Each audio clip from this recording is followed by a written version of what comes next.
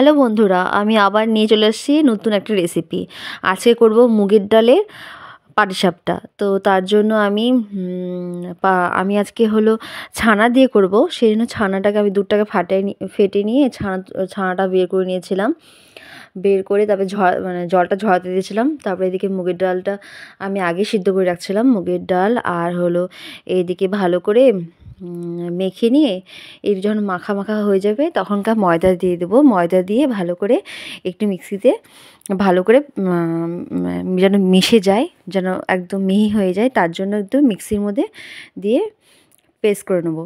নেওয়ার পর ওটা খেজুর গুড় দিয়ে ভালো করে মেখে নেবো।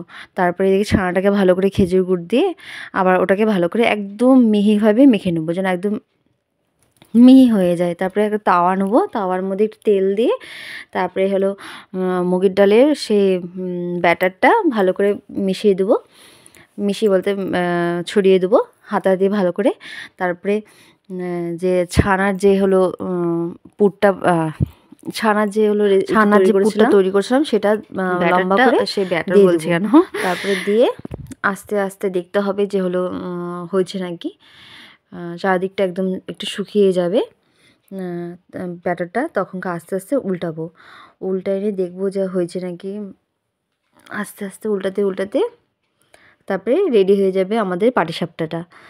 তারপরে পাটিসাপটাটা খেতে যা হয়েছিল, দুর্দান্ত হয়েছিল। আমার মুখে তো এখনই বলতে বলতে জল চলে আসছে।